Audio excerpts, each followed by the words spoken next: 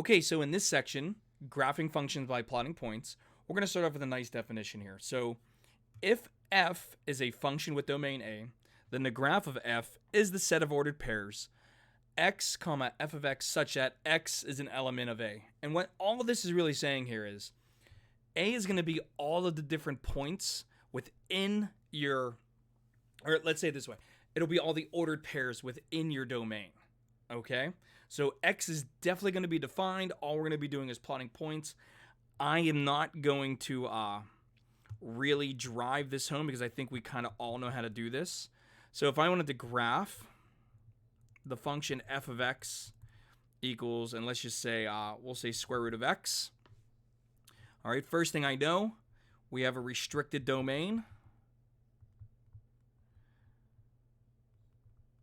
X has to be greater than or equal to 0. Remember, it can't have negative numbers. So what I would do is just plot some points here. So our first column is going to be x. The second column will be f of x equals the square root of x. This third column are going to be my ordered pairs. And I will just pick some random numbers, 0, 9, 16, and 25. And I think you know why I'm picking these, because my outputs will be 0, 3, 4, and 5 respectively to give me these points here. All right, 16, let me just write out these ordered pairs.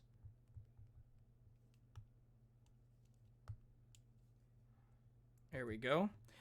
And what's nice about this is this will lead us directly into the next topic I want to go over, which is graphing these with a graphing calculator. Now, there are two ways to do this, okay? And since this is a fully online course, you can use either or.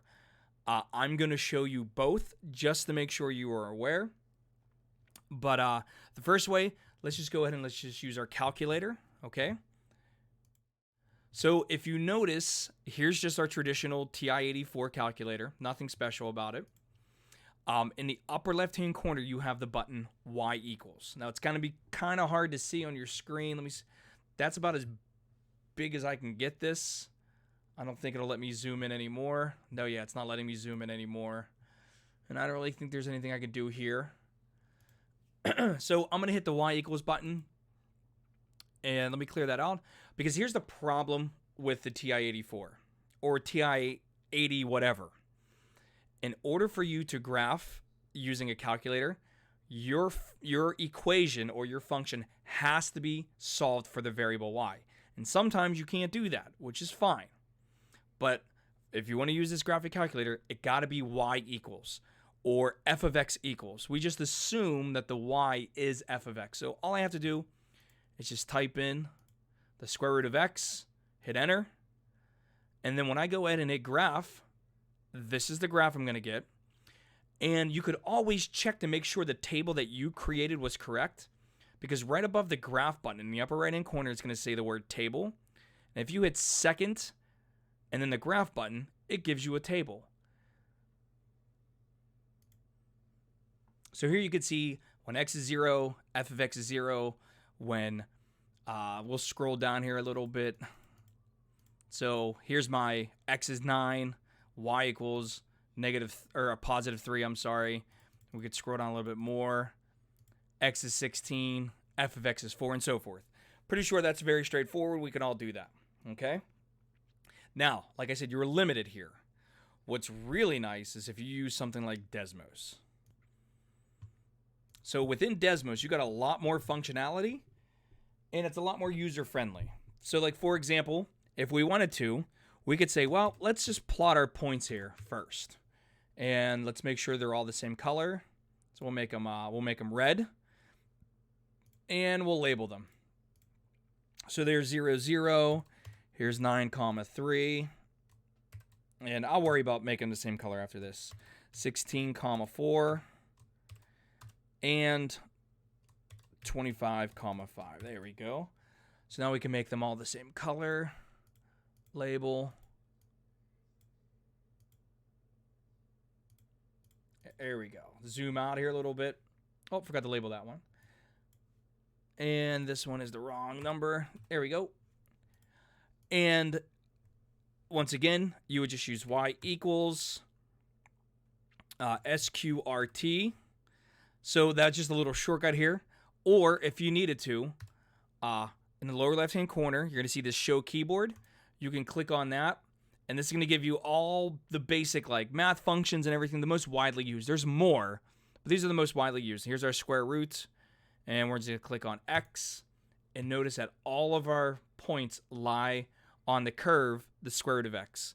So what's really nice about this is that you can go ahead and check it to make sure you're correct. All right, by plotting your points, and then you can go ahead and just type in the function. Another thing that's really nice, you can just click on wherever you want to see, like, oh yeah, I am correct, and and so forth. Okay, so Desmos, extremely user friendly, but that's the first way we can do this, is we can just plot some points if we wanted to. The major problem comes with something like this. Like, let's say we wanted to graph f of x equals x to the third minus 8x squared. Okay? So if you wanted to graph this by hand, it's actually not difficult, okay? But the problem is we're so used to graphing like straight lines or like really easy parabolas, okay? This is a cubic polynomial.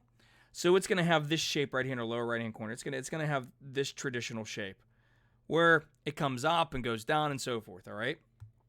So what's nice is if you got a calculator or you got Desmos, which I know everybody has access to Desmos because you're taking an online course, you can use them to your advantage to draw this stuff, okay? So let me show you how to do it on both. We'll do the calculator first, all right? Calculator always takes more time. So here's our calculator. We're going to go back. We're going to clear that out, and we're going to type in our function, x to the third, minus 8x to the second, and hit enter. And when I hit graph, notice that's what you get.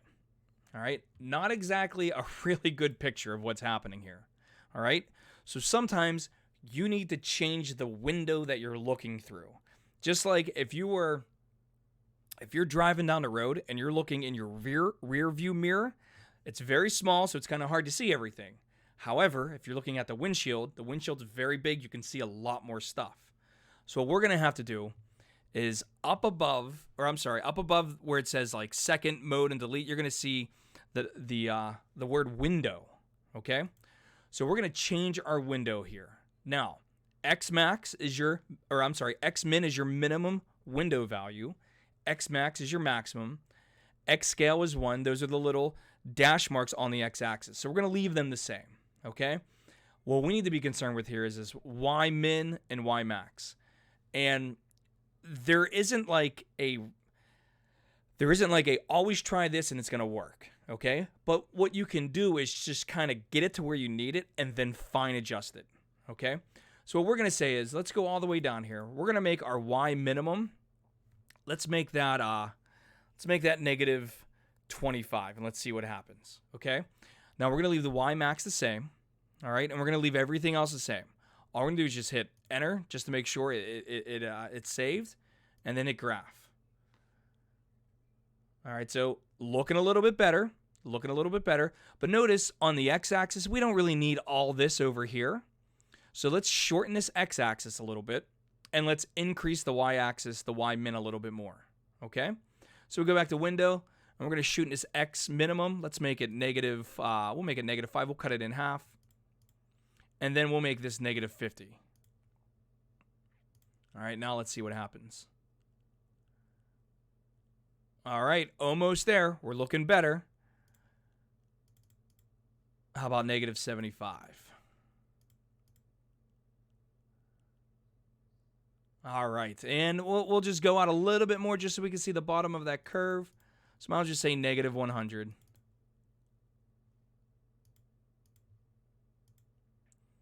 And now this should look really good.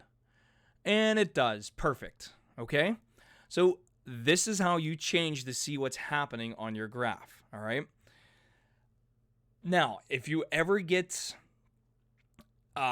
confused and you want to start over again, all you have to do is click on two things. You can either do zoom and change all, X min to -10, Y min to -10, you can go back. Or if you click on zoom, you see where option number 6 where it says zoom standard? If you just scroll down to zoom standard, it'll regraph. It changes everything back to the normal window of -10, 10, -10, 10. All right? But I hope with this example, you're kind of seeing one of the major disadvantages here of using a graphing calculator, which is you got to constantly zoom in and out, and you don't know if you're right. I mean, graphing calculators are awesome, but there's a better way, okay? And that better way, obviously, is going to be Desmos. All right, so with Desmos, we're just going to type in y equals x to the third minus 8x to the second. And with your mouse, you can literally just scroll back, and then you can see it, and you can say, okay, we're really going to make this look really pretty here, okay? So in the upper right-hand corner, you got the wrench graph settings. Let's get rid of these minor lines, okay? You want to keep the axis numbers. That's always good. Now the x-axis, if you wanted to, you can label it. You can label time or whatever. But what we're going to do is we're going to change. X is going to be in between, let's say, -5 and 10. And then we're going to make y, the y-axis, in between -100 and we'll say 5. And notice you can kind of just left click and drag and make it look really good. Zoom out just a little bit. You can even find the XY intercept right there and the X intercept right here. You could just click on it. And then if you're one of those that takes notes on your computer, you can just type snip, which, I didn't want to do that. Sorry. Do it again. SN. There we go. So we're just click on the snipping tool, and we can just snip this, and then you could take this screenshot and save it directly into your notes, which is exactly what I'm going to do. And there it is. Copy and paste it. Perfect. Looks great. So, using a graphic calculator, super, super, super important. Now, we do have families of functions. And these are functions that we definitely should be aware of. So families of functions. And there are a bunch. Actually, I'm lying to you. There's not really a lot. There's like 6. But it's good to memorize these, because then as soon as you get a problem, you can sit there and go, oh, that kind of looks like a power function, or oh, that looks like a reciprocal function. And then you already have an idea of what the graph should look like.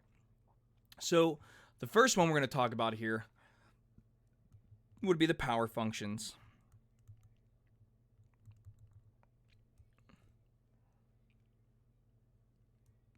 So for functions of the form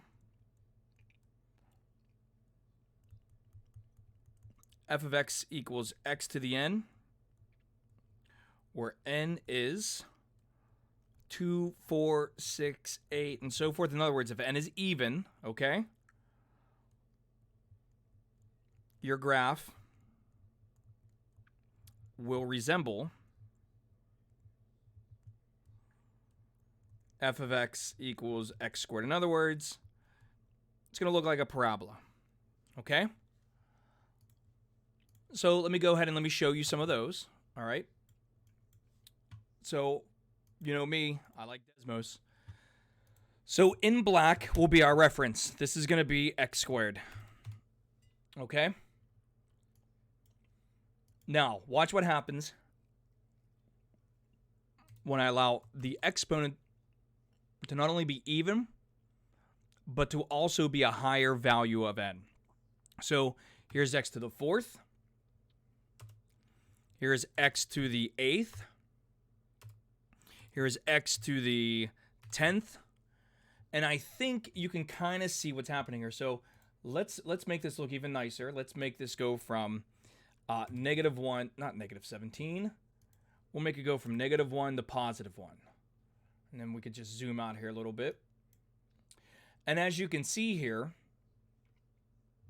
is that as the value of n increases, the faster my function gets larger, but the flatter it gets towards the number 0. So if you look at in between -1 and 1, so let's look at x squared and x to the 10th. And I'll zoom out here just so we can really get an idea. Notice how that x squared is like really like, you know, it's really wide. However, x to the 10th is really narrow. And that's because as soon as those values of x start to get large, that x to the 10th is going to get very fast, which stretches the graph in the y-axis direction. All right? So like I said, there you go. There's just a couple pictures. And I don't know. I think it looks pretty cool. You know, it gives you a really good understanding of what's happening here. Okay? Now, let's go back to our notes. Because we have a second function, which is for functions.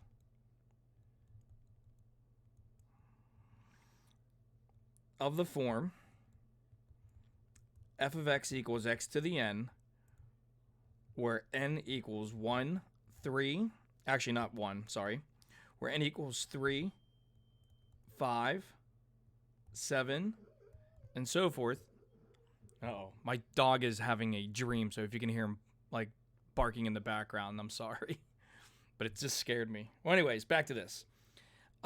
Your graph will resemble f of x equals x to the 3rd. So it's going to look something like this, where it looks like the right-hand side of a parabola, but then the left-hand side, it's like you grab the parabola and then pulled it down. Okay? So let me go ahead and show you what they look like over in Desmos. So in black will be our reference, x to the 3rd. And let me just fix this real fast so it looks good. So we're going to go -5 to 5, and then the y-axis will go -10 to 10. There we go. Looking pretty good. Make it bolder. Now, here we go. X to the 5th. X to the 7th. We'll make this a different color. And x to the 9th. And notice here, and let's compare the two extremes. So notice with x to the 3rd, in the black, it's like real. In fact, let me do this. There we go. So with x to the 3rd, notice it comes down and it flattens out just a little bit, but then it starts going down. It looks like a nice roller coaster. You know, like you would come up the hill. From left to right, you would come up, flatten out, and then go up again, which might be kind of nice. However, in red, x to the 9th, it comes up very sharply, flattens out very quickly, and then gets very large very quickly. Okay? So that's what they look like. Make sure you just recognize them. Like you should be able to go, oh, x to the 4th looks like a parabola. Oh, x to the 13th, that's going to resemble a cubic function. Okay? We saw x to the 3rd or x to the 2nd, and they're both called power functions, okay?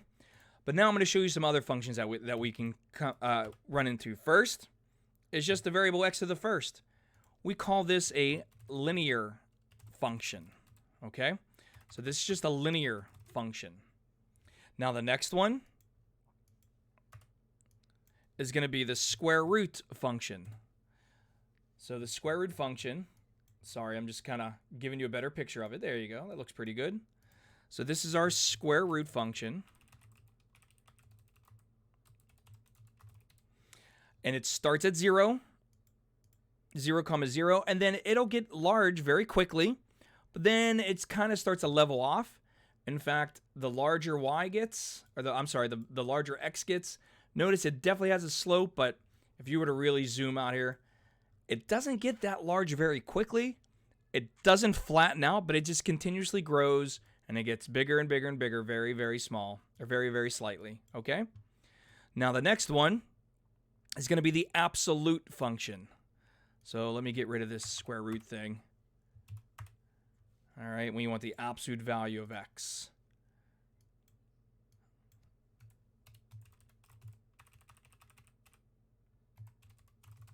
So this is the absolute function. And notice it kind of looks like a parabola, except it comes down to this very sharp point right here at 0, 0. It comes down to what we call a cusp, okay? Then we're going to have the reciprocal function, 1 over x. This is the reciprocal function. And notice it has this shape right here. And technically at the x and y axes, all right, we call those asymptotes. So I can go ahead and just make them the same color and the same type of graph. And notice that, you know, you're bounded there, okay? So I'm trying to think if there are any other ones. We went over the quadratic, which are the power, the cubic, linear, square root, absolute, and the reciprocal. Yeah, I think that's it. So those are the functions that you definitely want to be aware of, okay? So the last thing we're going to do, which always kind of gives, I think, students a little bit of difficulty, is graphing these piecewise defined functions, okay? So let's see how to do this, all right? So graphing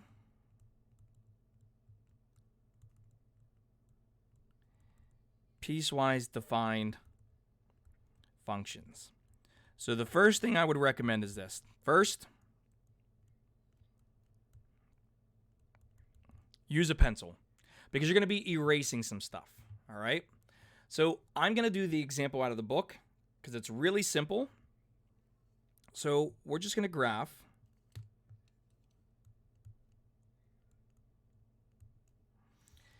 f of x, which is equal to the piecewise defined function, x squared, if x is less than or equal to 1,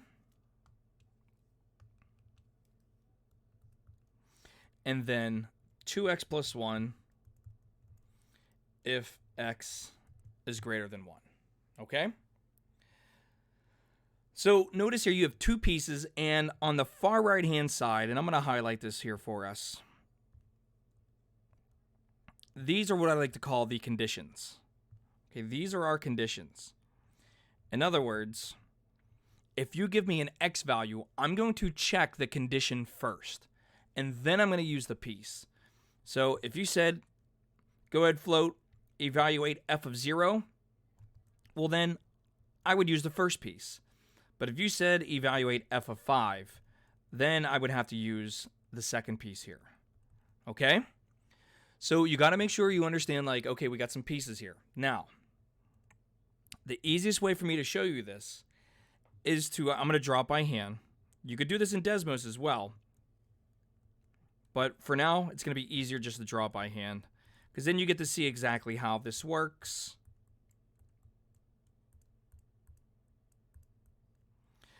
And -1, -2, -3. The hardest part about this is just making everything nice and neat. That's why computers are just so much better. But anyways, let's get to it. So the first thing I'm going to do is I'm going to graph f of x equals x squared, okay? And like I said, I'm going to try to make this as neat as possible. So I know if x equals 1, f of x equals 1. If f of x, if x equals -1, f of x equals +1, and 0, 0. So notice here, I got my parabola going. So I'm just going to go ahead and connect the dots. So you graph it as if you normally would. Then your next step is apply the condition. Okay? Now the condition says use x squared as long as x is less than or equal to 1. So remember, on the horizontal axis are my x values. So I'm allowed to use x equals 1, and I'm also allowed to use any numbers that are less less than or equal to 1. So I have to erase all of this on the right-hand side, okay? Because all of that were for values bigger than 1. So I can only use x values that are less than or equal to 1. So I can keep the whole left-hand side of this on the left-hand side of the number 1. Now, we're going to do the same exact thing, except this time instead of graphing f of x equals x squared, we're going to graph f of x equals 2x plus 1. Now, please just follow along. Just watch for a second. All right? First thing, this is a linear function, 2x plus 1. It's in y equals mx plus b form. So I can go ahead, plot my y-intercept, which is 0, 1, and then I'm going to use my slope to determine my next point. So my slope is positive 2 over 1, so I'm going to go up 2 units and to the right 1. Okay? And if you wanted to, very lightly, in pencil, you could go ahead and you can connect these dots. Okay? Now, here's the thing. We need to apply the condition. And what this condition says is use 2x plus 1 if x is greater than 1. Now, you're not allowed to include 1. So, at x equals 1, I'm going to go all the way up to this point right here. And instead of it being a solid point, you're going to make it an open dot. Okay? You're going to get rid of all this on the left-hand side. So, I'm going to have to erase some stuff real quick. And I got to fix it. So that's -1. There we go. That looks pretty good to me. And in red, I'm going to choose all my x values on the right-hand side of 1. So all these x values over here are valid, which means I'm going to darken this in.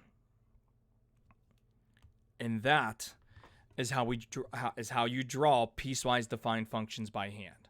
Okay? So all you got to do is just take your time, graph it first as if you were just told to graph. Then when you apply your condition, that's when the eraser comes out and erase what you need to. Okay? So finally, we're going to ask the question, is there an easy way to find functions? And I'm going to say yes. It's called the vertical line test. See, sometimes you may be given a graph like such. Now, this is the graph of f of x equals x squared. And you may be asked the question, is this a function? Well, if you use this thing called the vertical line test, you can determine whether or not this is a function very quickly just by graphing a vertical line.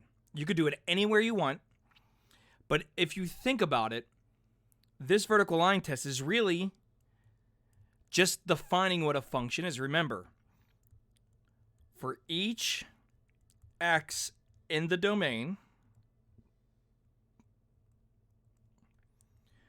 you get exactly one y value, or one y in the range. So notice at this point right here, you got one x value, it's down here.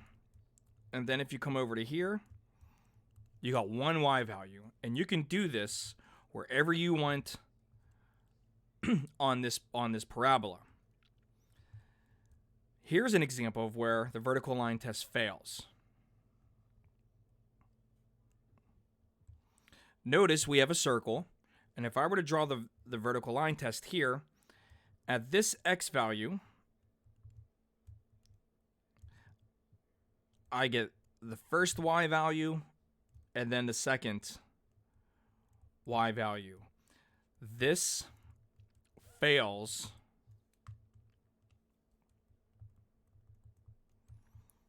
the vertical line test. Sorry, spelling's hard today. It's a Sunday. Vertical line test. Therefore, this is not a function. Okay? And that is it for this section. So let's just recap real quick. I'm going to scroll all the way back up. So first we just defined what ordered pairs look like in a function. Then we said, okay, well, we can easily graph if we wanted to by plotting points, okay? And if you plot these points right here, you're going to get something that looks like this. All right? Then we said, well, you know what? There's got to be a better way to do this. And we said, yeah, there is. You can use technology and use that to your advantage. So you can always just use Desmos or a graphing calculator. And then we went over some families of functions. And the first one we really focused on were the power functions, because these are the ones that we are really going to be working with a lot, especially in Chapter 3. So remember, for power functions of the form x to the n, where n is even, you're going to have a parabola. If n is odd, you're going to have the cubic function. Then we looked at graphing piecewise defined functions, okay? And to graph piecewise defined functions, you are just going to graph it like you normally would, okay? And then you would erase depending upon what the conditions that need to be met say, okay? So in this case here, we graphed x squared, and then we erased anything greater than or equal to 1, and then we said, okay, we're going to use 2x plus 1, and we're going to keep everything that's greater than 1. We also looked at families of functions, for example, like this one right here, the square root of x, okay? We also looked at the linear function of just x to the first. We also looked at the square root function, which looks like that, okay? So make sure you're aware of those. And then finally, we said, well, if we're given a graph, is there an easy way to determine is it a function or not? And the answer to that is yes. It's very simple. It's just called the vertical line test. All you have to do is just draw a vertical line. If you touch your graph once and only once, you got a function. If you touch your line more than once, or if your vertical line touches the function more than once, then you fail the vertical line test, and therefore you do not have a function. Okay? So that's going to be it for this, and I'll see you in the next lesson.